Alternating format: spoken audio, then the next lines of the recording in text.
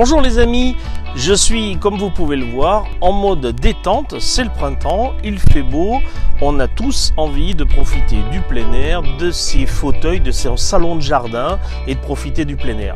Alors Josette, il y a quelques jours, m'a mis un petit challenge, elle a testé de son côté une recette pour pouvoir nettoyer, blanchir et rendre ses meubles de salon de jardin propres. Celui-ci, c'est pas tout à fait le cas, je vais vous le montrer en gros plan dans quelques instants. J'ai testé sa préparation, j'en ai testé d'autres, j'ai comparé pour voir celle qui était la plus intéressante et vous livrer mon astuce toute simple pour pouvoir rendre une seconde jeunesse à vos salons de jardin et à tout ce qui est mobilier en plastique de ce type-là.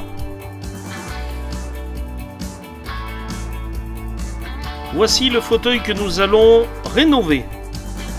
Vous voyez peut-être que celui-ci est taché de gris sur la partie dossier.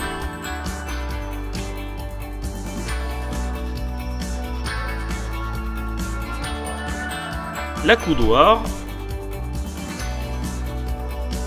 Et on fait un petit tour derrière.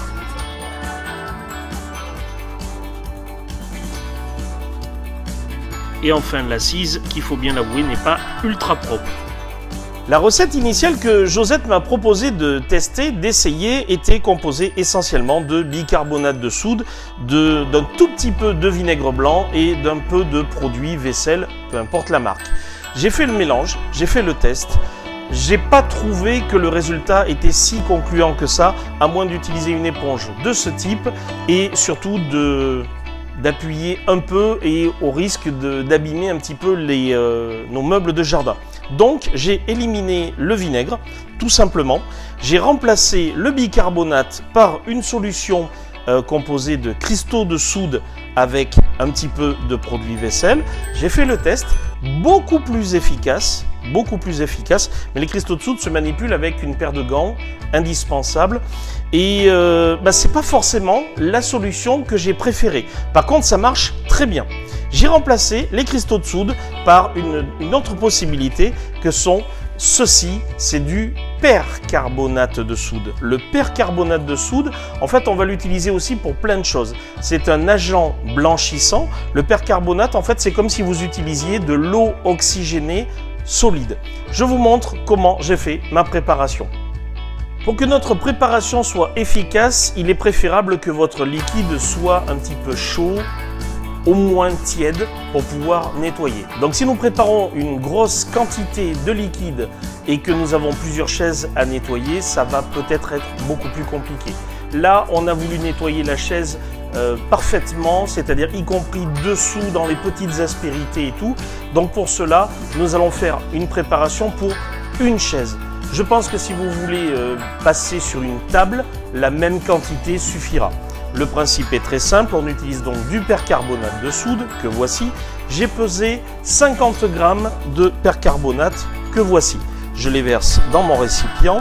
J'ai préparé un demi-litre d'eau, donc 50 centilitres d'eau pour 50 g de percarbonate.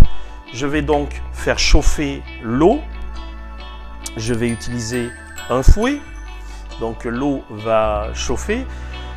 On n'est pas obligé qu'elle soit bouillante, bien évidemment. Donc là, je la mets en chauffe, je vais l'arrêter à un moment où je vais estimer qu'elle commence à être un petit peu chaude.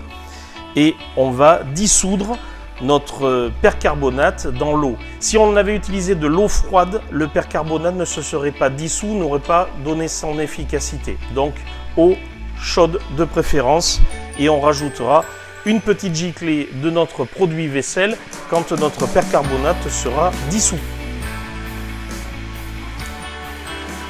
Regarde un petit peu, voilà, ça commence à être chaud, donc je l'arrête.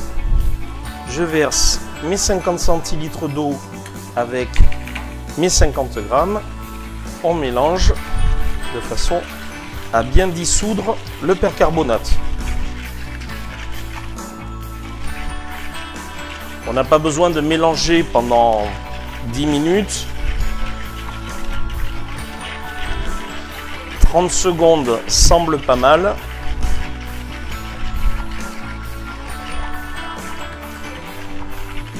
Une petite giclée de produit vaisselle.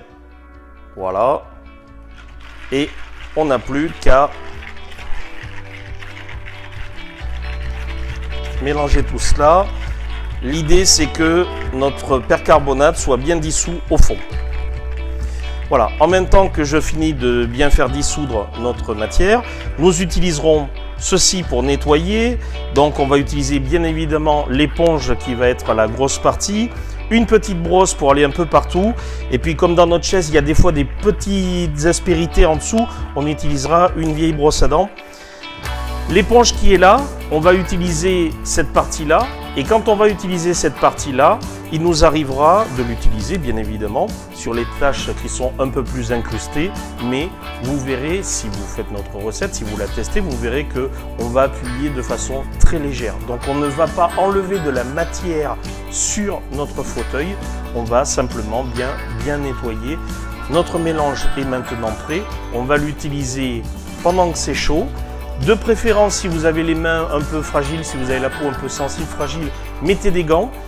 Moi, je n'ai pas les mains, j'ai pas la peau trop fragile, donc je l'ai utilisé tel quel. Je vous recommande forcément de mettre des gants, ça sera plus pratique. Voilà, notre préparation. Maintenant, on n'a plus qu'à se mettre en tenue pour nettoyer et redonner une seconde jeunesse à notre fauteuil.